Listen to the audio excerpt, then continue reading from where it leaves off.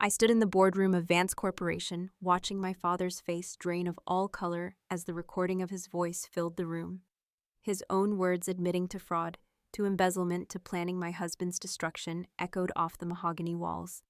Beside him, Marcus Thorne. My sister's precious husband looked like he might throw up.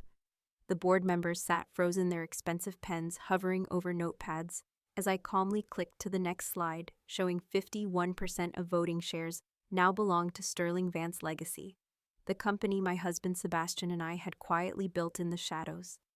This was it, the moment I had orchestrated for 3 years, the moment my father would finally understand that the daughter he threw away like garbage was the one who would bring his empire to its knees.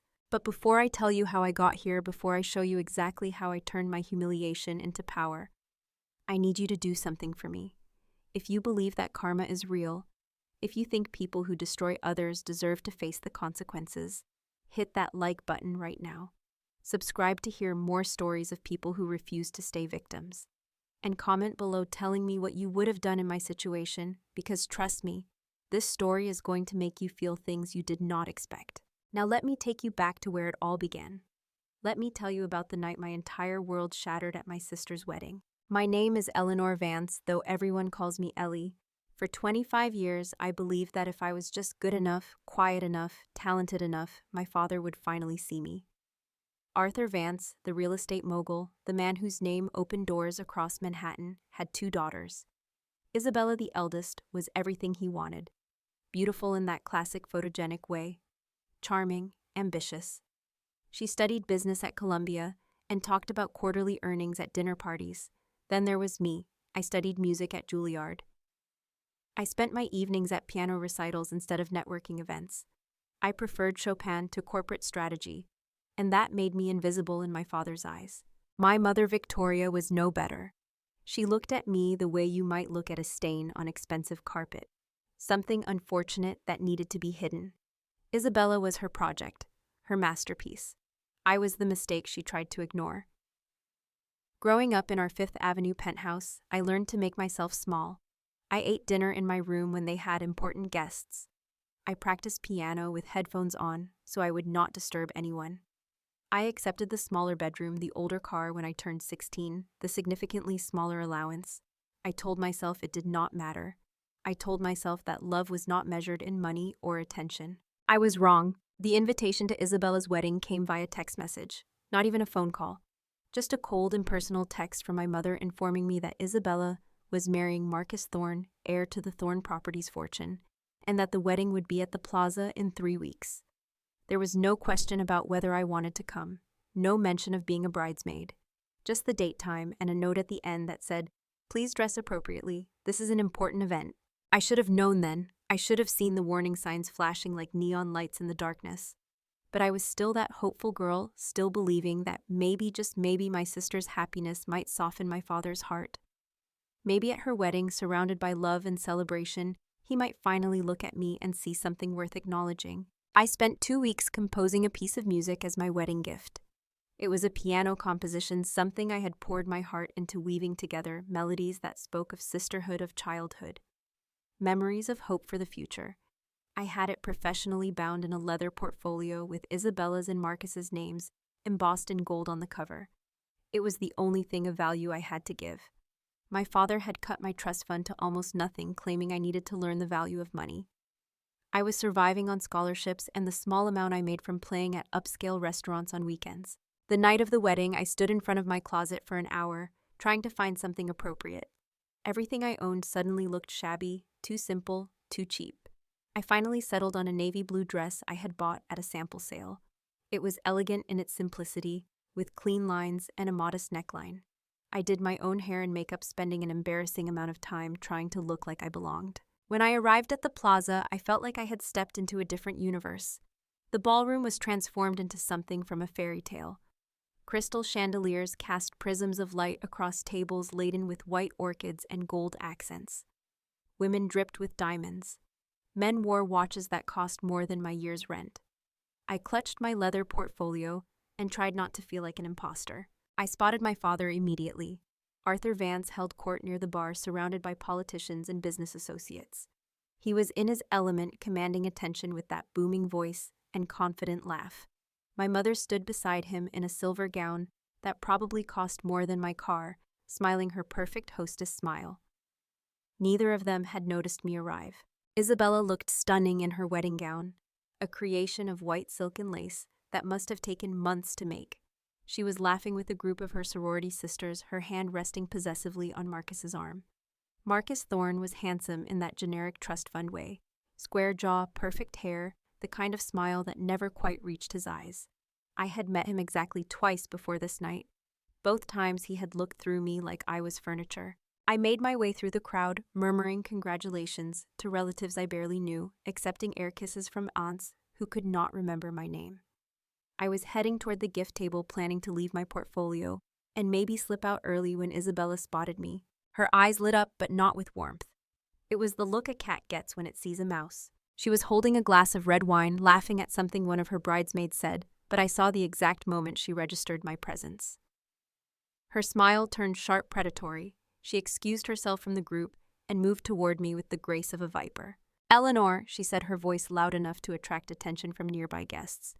"You actually came. How brave of you." I forced a smile. "Of course, it is your wedding day, Isabella. I would not miss it." "Really?" "Because Mother said you probably would not show up. Something about not having anything appropriate to wear." Her eyes raked over my navy dress, and I watched several women near us glance at my outfit with barely concealed judgment. "But I see you found something. How resourceful." My cheeks burned. "I brought you a gift. I wrote a piece of music just for you and Marcus. It took me weeks to compose and—" "How sweet," Isabella interrupted, her tone dripping with condescension. "Music? Of course you did. Because that is all you know how to do, is it not? Play your little piano, while the rest of us build actual careers." Before I could respond, she moved closer, her movements deliberately erratic. Later, when I replayed it in my mind 1,000 times, I would see exactly how she orchestrated it. The slight stumble, the gasp of surprise, the wine glass tilting at precisely the angle needed to splash its contents not on me, but on Congresswoman Patricia Morrison, who stood just behind my left shoulder, deep in conversation with a Supreme Court justice. The deep red wine exploded across the Congresswoman's white Valentino gown, like arterial spray soaking into the fabric and spreading in an obscene, irreversible stain. Time seemed to stop. The elegant chatter died like someone had cut a wire. Crystal champagne flutes paused halfway to lips. The string quartet's music seemed to fade into nothing. Every eye in that ballroom turned toward us. Congresswoman Morrison looked down at her ruined dress, her mouth forming a perfect O of shock. The Supreme Court justice beside her took a step back, as if the wine were radioactive. And Isabella, my darling sister, pressed her hand to her mouth and pointed at me with theatrical horror. "Eleanor," her voice pitched high with distress, carrying to every corner of that massive ballroom. "Oh my God, what did you do? How could you, Congresswoman Morrison? I am so sorry, my sister. She is always so clumsy, so awkward. I should have known better than to—" "I did not—" My voice came out as a strangled whisper drowned out by Isabella's performance. "You just threw wine on a congresswoman at my wedding." Isabella's eyes were wide, glistening with what looked like tears, but was probably just good acting. "This is my special day, the most important day of my life, and you have to make it about you. You always have to ruin everything." "Isabella, I did not touch the glass," I said louder this time, looking around desperately for someone, anyone who might have seen what really happened. But all I saw were accusing faces, shocked expressions, people already whispering behind their hands. Marcus appeared at Isabella's side, putting a protective arm around her. "Jesus, Eleanor, what the hell is wrong with you?"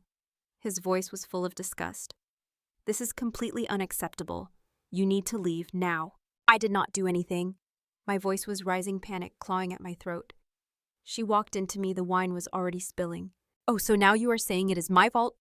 Isabella's voice broke on a sob. "On my wedding day, you are going to stand here and blame me after I invited you out of kindness, even though everyone told me not to bother, even though Daddy said you would probably cause a scene." Congresswoman Morrison finally found her voice.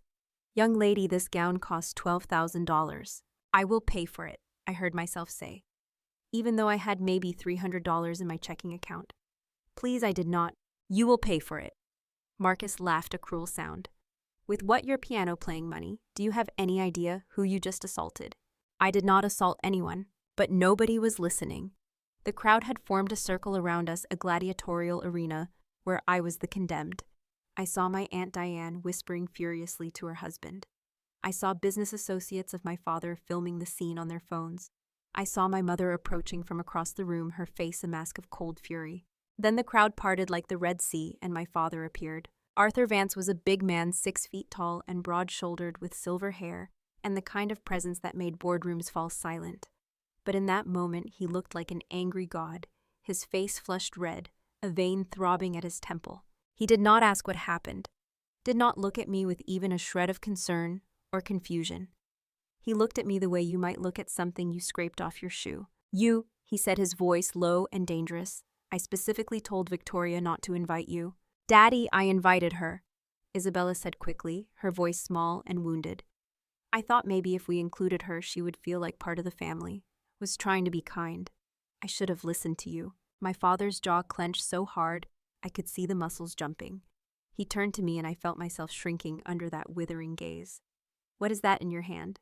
I looked down at the leather portfolio, suddenly feeling like it was burning my fingers. "It is a gift. I wrote a composition for Isabella and Marcus. I spent 2 weeks." He snatched it from my hands before I could finish. I watched frozen in horror as he opened it. His eyes scanned the first page of musical notation, the hours of work I had poured into those notes, the love and hope I had woven into every measure. Then he ripped it in half. The sound of tearing paper cut through the silence like a scream. Someone gasped. I think it might have been me. "Daddy, no?" He ripped it again and again. The pages that had taken me weeks to compose, that I had saved money to have professionally bound, that represented everything I had to give, fell to the marble floor in pieces like snow, like ashes, like the death of something precious. "This pause," my father said, his voice echoing in the terrible quiet, "is exactly why you do not belong here. You live in some fantasy world where your pathetic attempts at art mean something, where anyone cares about your feelings or your little hobbies. Let me make something crystal clear, Eleanor. You are not a Vance. You are a disappointment, a failure, an embarrassment I have been forced to tolerate for 25 years. Each word hit me like a physical blow. I could not breathe, could not think, could not process that this was really happening. My mother stepped up beside him, her face cold and composed. "Arthur is right. We gave you every opportunity, the best school's connections, chances to make something of yourself. And what did you do? You chose to play piano. You chose to be ordinary, mediocre." "I am not mediocre," I whispered. "I graduated top of my class at Juilliard. I have had my compositions performed at small venues nobody cares about," my father cut me off. "To audiences of dozens. Do you know how many times I have had to explain to colleagues why my daughter is a struggling musician? Do you know how humiliating it is to watch Isabella excel at everything while you flounder in obscurity?" He turned to the security guards who had materialized at his signal. "Remove her, escort her out through the service entrance. I do not want photographs of this circus leaving through the main doors. We have done enough damage control for one evening." "No, please." I reached for him, but he stepped back like I was diseased. "Do not touch me, and do not ever show your face at a Vance family function again. You are not my daughter. You are a stain on this family's reputation, and I am done pretending otherwise." The guards moved toward me. I stumbled backward, my mind screaming at me to run, to fight, to do something, but my body would not cooperate. My heel caught on something, maybe a piece of my shredded music, and suddenly the world tilted. I fell backward, my arms windmilling uselessly. My hip connected hard with the edge of the decorative marble fountain, and then I was falling into the water. Cold shock stole my breath. Water filled my mouth, my nose soaking through my carefully chosen dress, washing away my makeup in black rivulets. I heard laughter, actual laughter. People were laughing at me drowning in a fountain at my sister's wedding. "Oh my God, someone get her out of there," Isabella said, but I could hear the smile in her voice. "This is so embarrassing." Strong hands grabbed my arms, hauling me up. The security guards, their grips like iron, pulled me from the water. I stood there, dripping, shaking mascara, running down my face in dark streaks. My hair hung in wet ropes. My dress clung to me obscenely. In the mirrored wall behind the bar, I caught sight of myself. I barely recognized the bedraggled creature staring back. I looked like something that had crawled out of a nightmare. "Walk," one of the guards said, not unkindly but firmly. "Let us get you out of here." As they led me away, I heard the whispers. "I heard she has always been jealous of Isabella. Can you imagine ruining your own sister's wedding? Arthur must be mortified. That poor family, to have a daughter like that." I kept my head down, let them lead me through the kitchen, past shocked catering staff, who quickly looked away, down a service corridor that smelled like trash and industrial cleaner, out a back door into an alley where a rusted dumpster sat beside a homeless man sleeping on cardboard. The guards released me there, one of them almost apologetically. "You need to leave the premises, miss." Then they were gone, the metal door clanging shut behind them, leaving me alone in a dark alley in a soaking wet dress, shivering in the November cold with nowhere to go and no one to call. That was when the main doors to the ballroom opened. The sound cut through the chaos like a bell. Every head turned. The laughter died. Even the guards paused, their hands still on my arms. Sebastian Sterling walked in like he owned the place, which knowing him, he might have. 6'3" of controlled power in a Tom Ford tuxedo that probably cost more than my entire wardrobe. His dark hair was perfectly styled, his gray eyes cold and assessing as they swept the room. Behind him came 4 men in dark suits, clearly security, clearly his. I knew who he was, of course. Everyone in New York knew Sebastian Sterling. At 32, he had built a tech and investment empire that rivaled old money families like mine.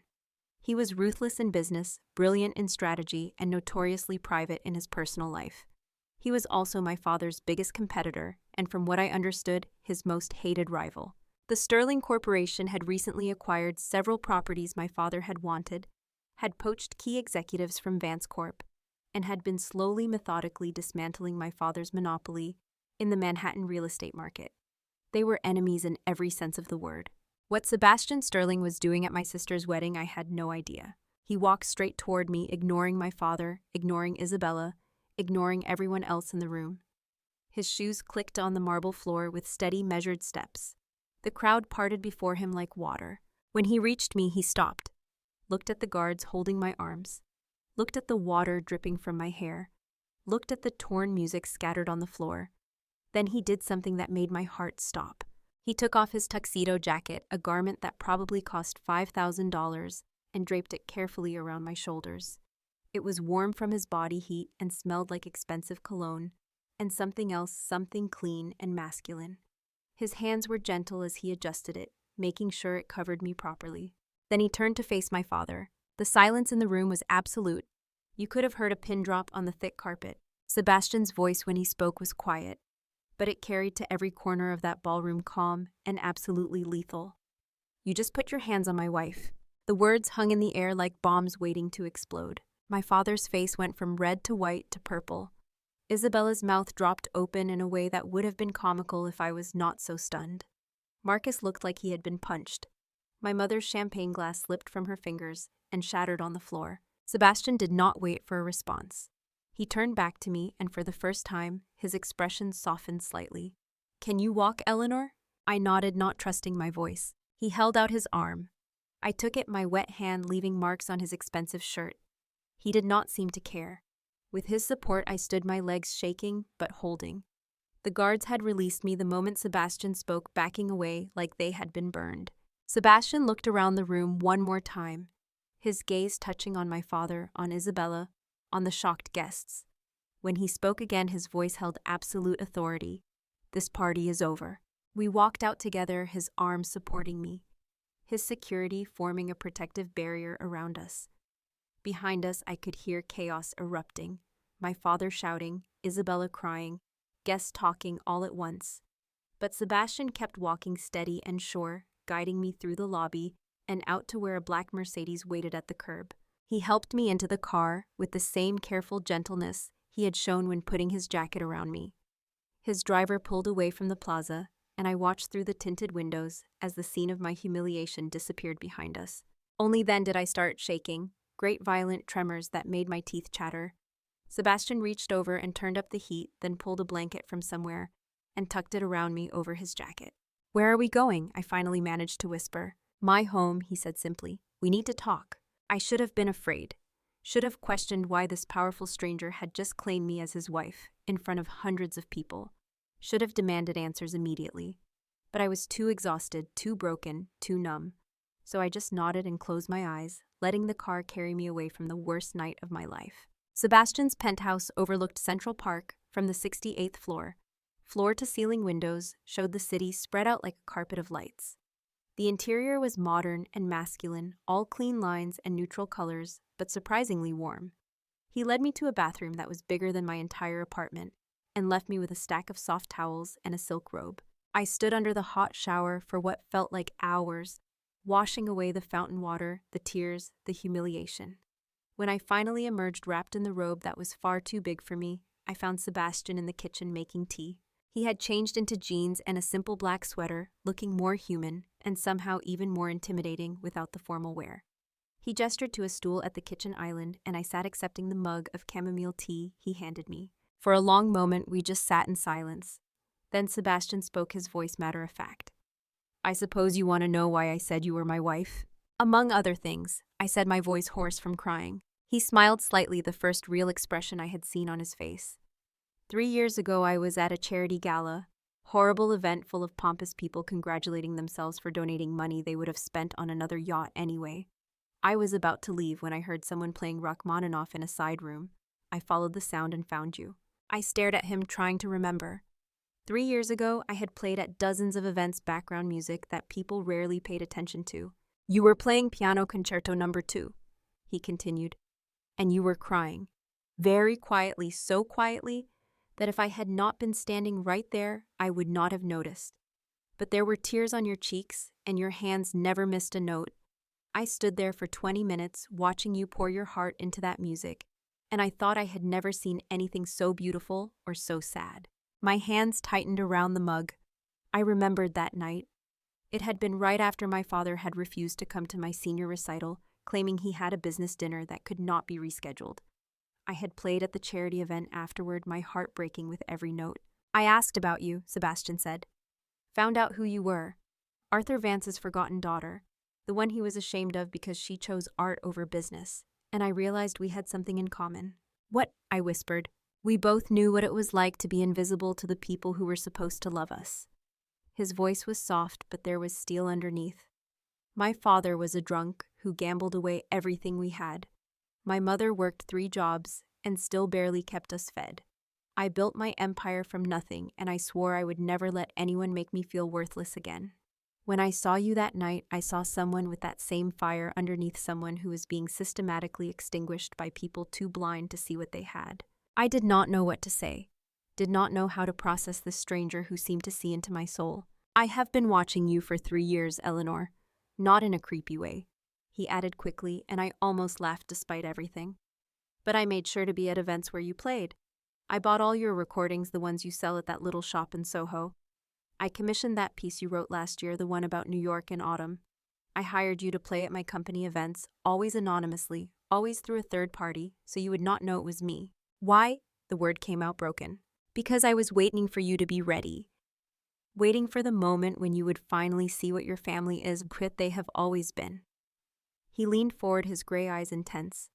"Tonight was that moment, was it not? Tonight was when you finally understood that no amount of trying, no amount of sacrifice will ever make them love you the way you deserve to be loved." He was right. God help me, he was absolutely right. Something had broken in me tonight, some final thread of hope that I had been clinging to.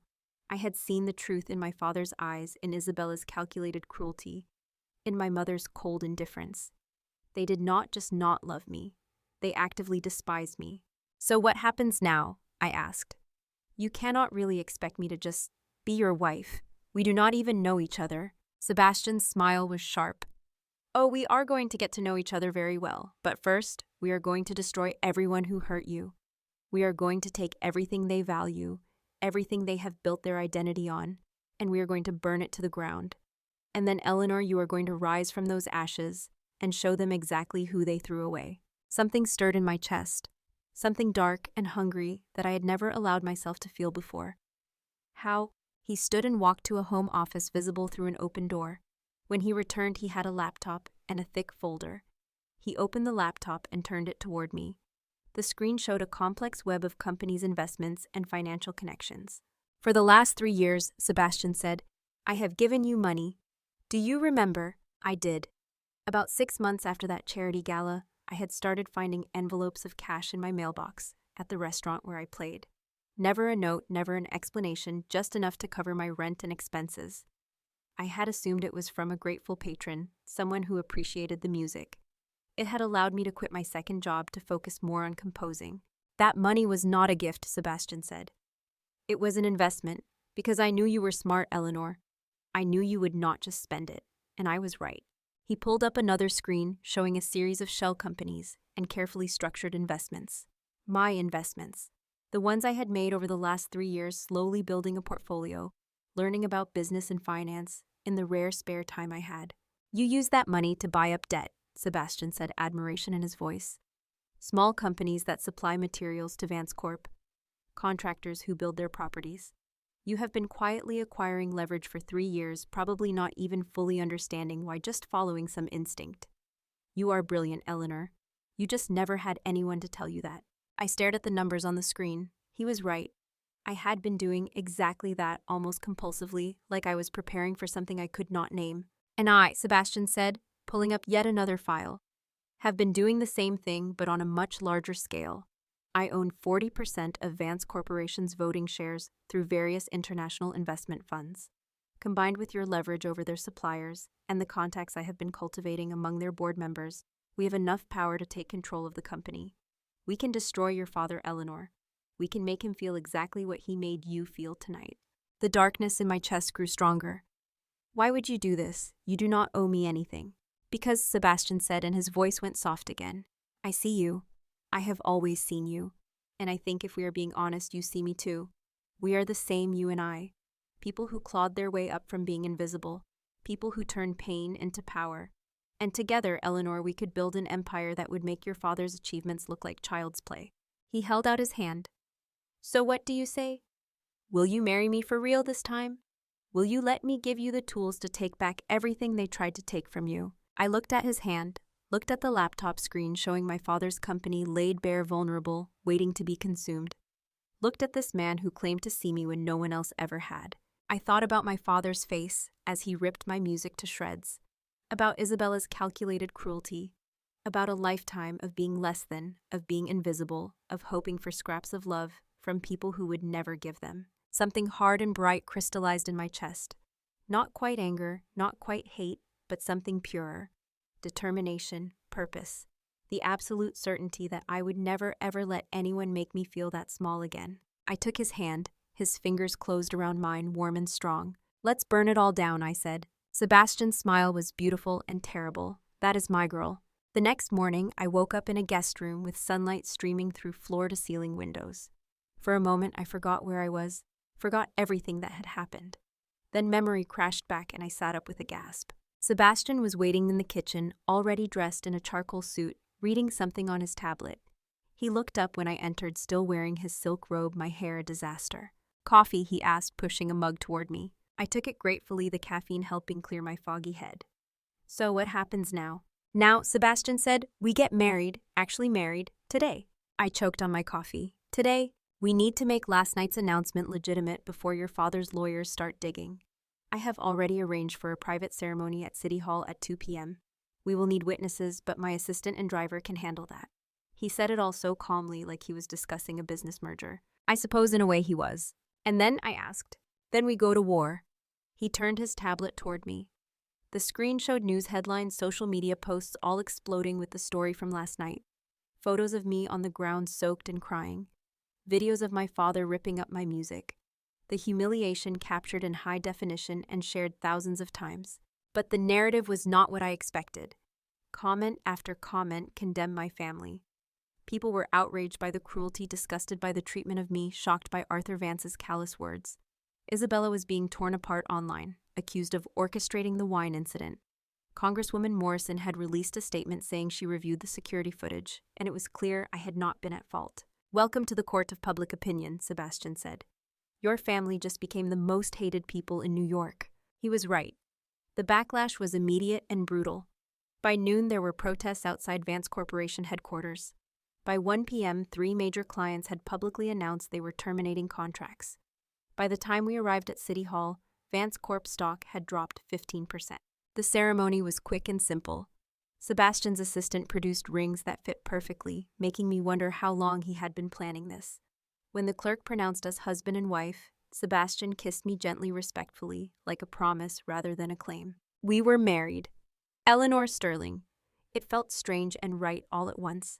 That evening, sitting in Sebastian's penthouse, our penthouse now, I watched the news coverage.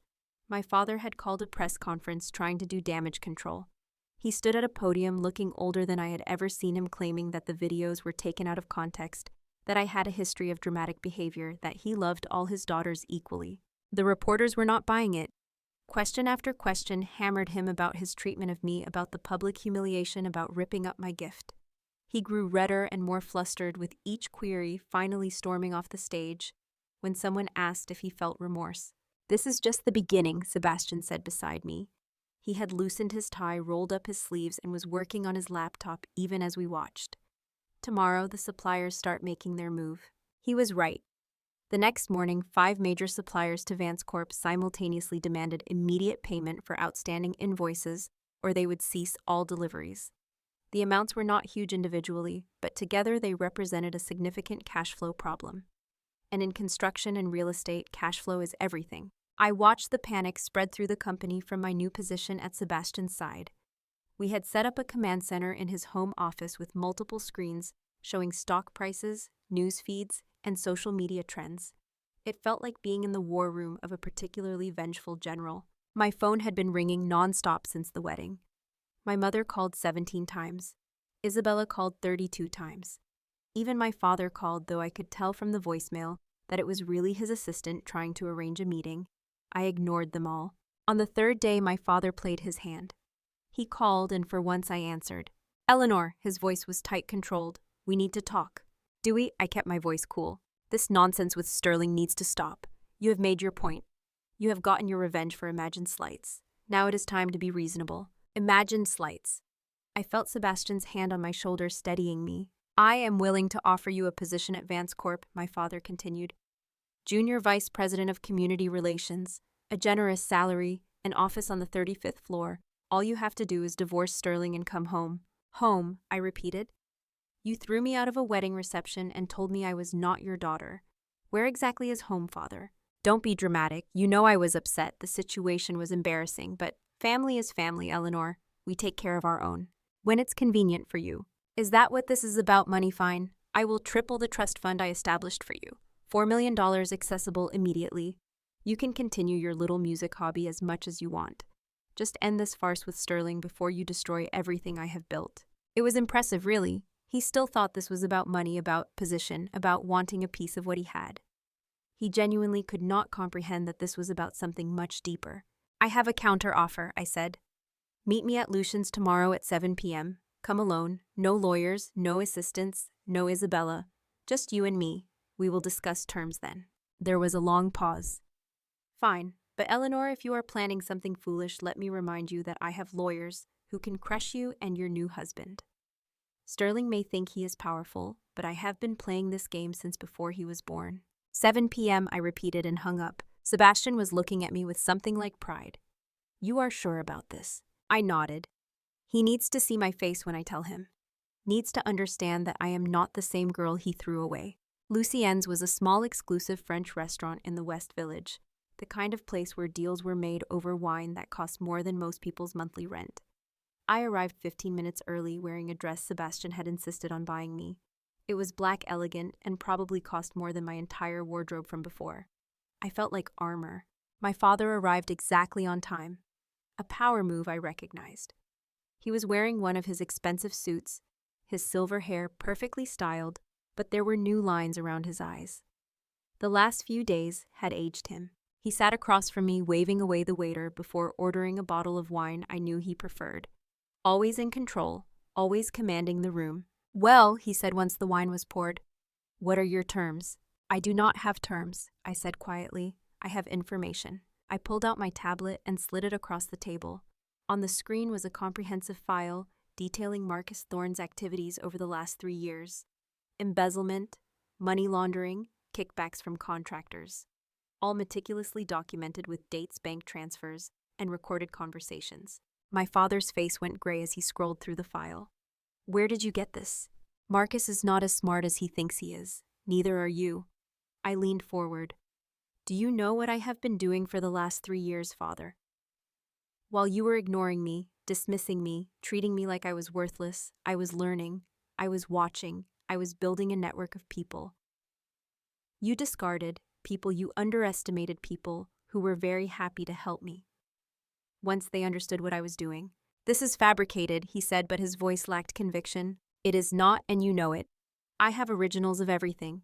I also have statements from 3 of your board members who are ready to testify about their concerns regarding Marcus's management of several major projects. Projects that are about to implode spectacularly due to shoddy materials and cut corners. When those buildings start showing cracks, when the lawsuits start rolling in, Vance Corp will not survive. My father's hand tightened on his wine glass. What do you want? I want you to understand something. I kept my voice level, almost gentle. I do not want your money. I do not want a position in your company. I do not want your approval or your love or your attention. It is far too late for any of that. What I want is for you to sit here and truly comprehend what you threw away, what you destroyed, what you could have had if you had been capable of seeing your daughter as a human being instead of a disappointment. Eleanor, I am not finished. You asked me what I want.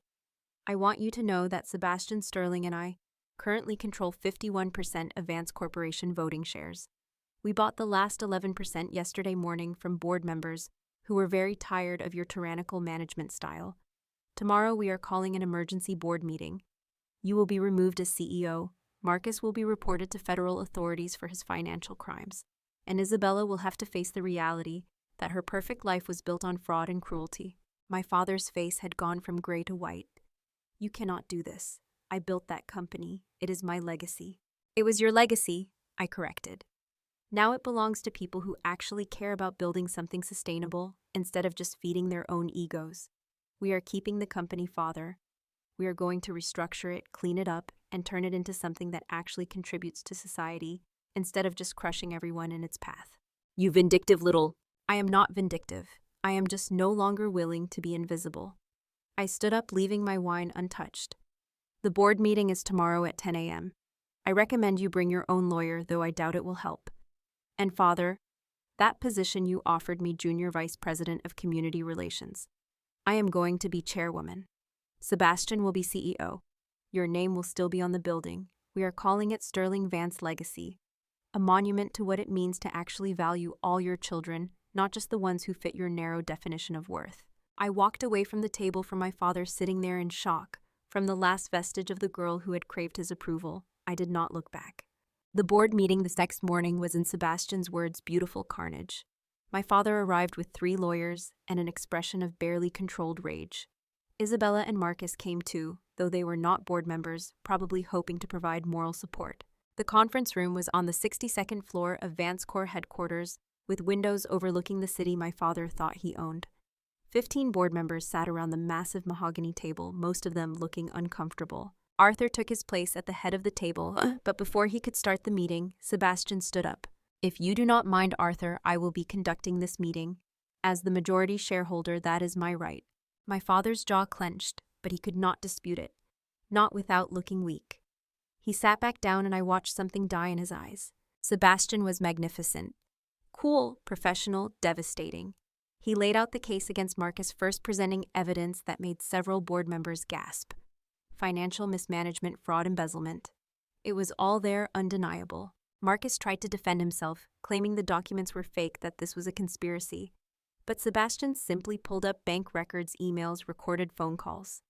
The evidence was overwhelming. The board needs to report this to the authorities immediately, Sebastian said. Failure to do so would make all of you complicit.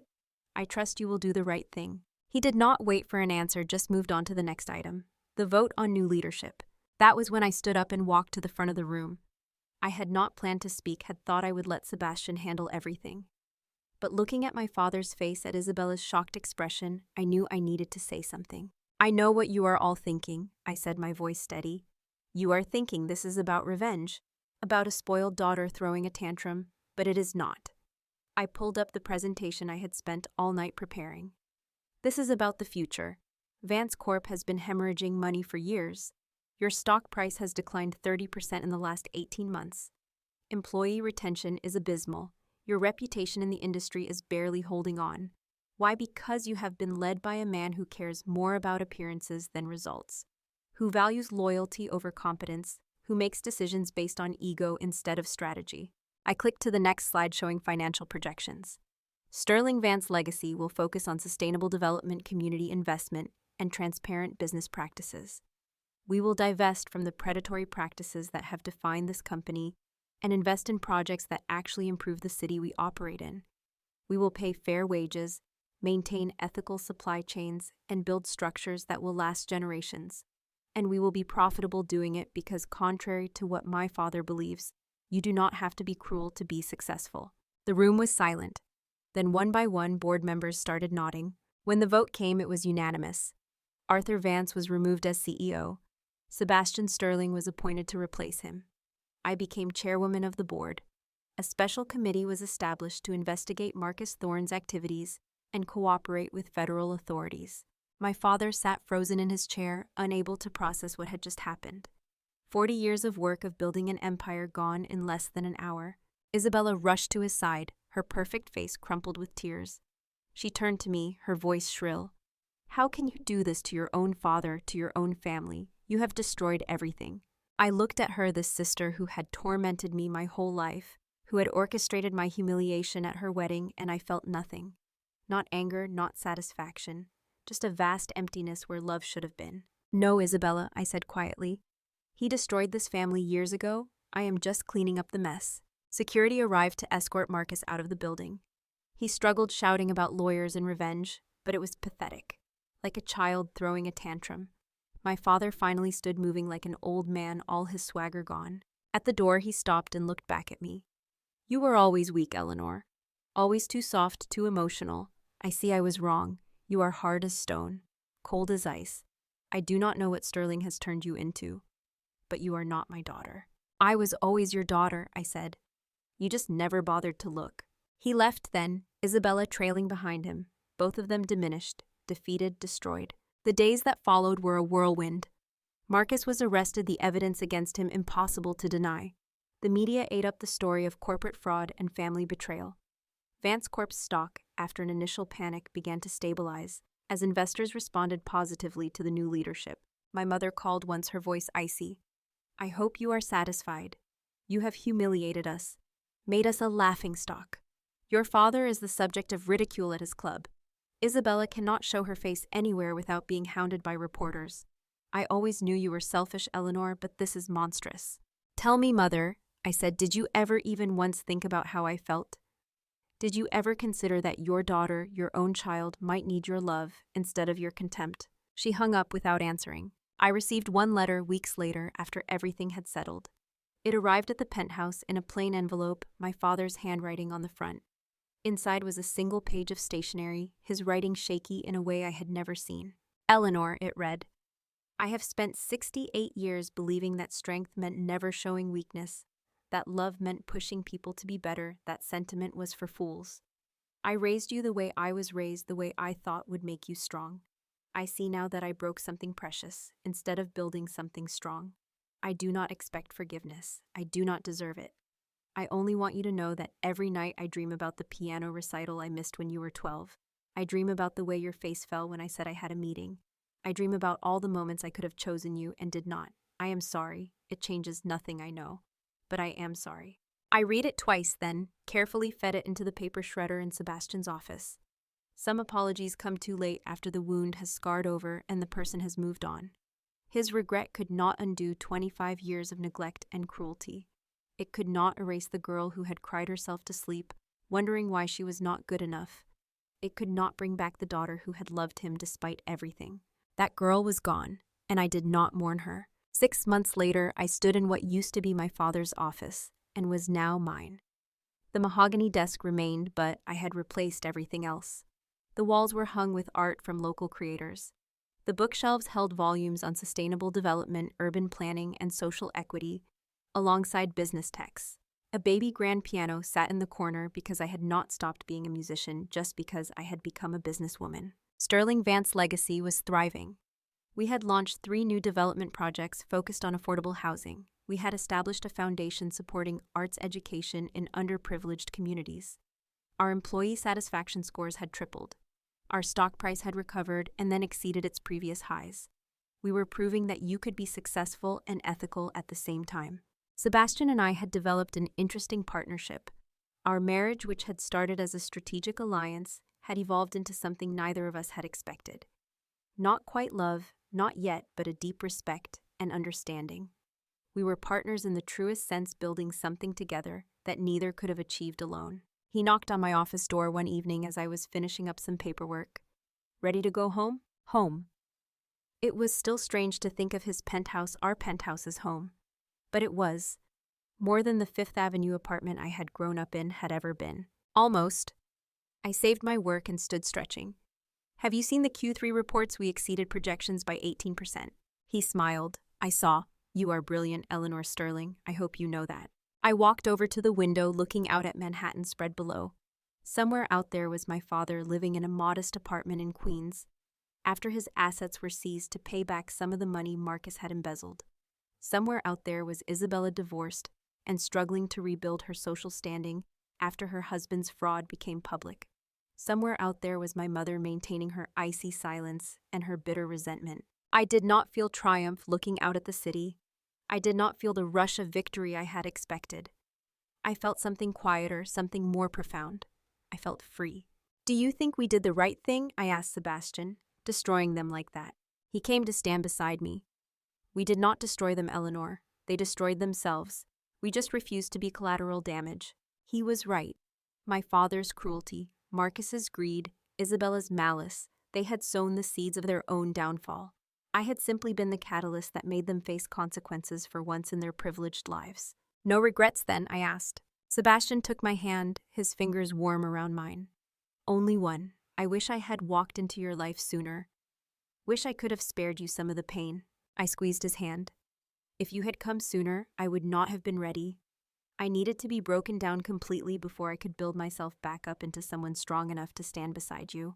We stood there in silence, watching the sunset over New York City, over the empire we had built from the ashes of my old life. In my heart, I felt something shift, some final piece of the old Eleanor letting go. I turned away from the window and walked to the piano in the corner. I had been composing again for the first time in months. This piece was different from anything I had written before.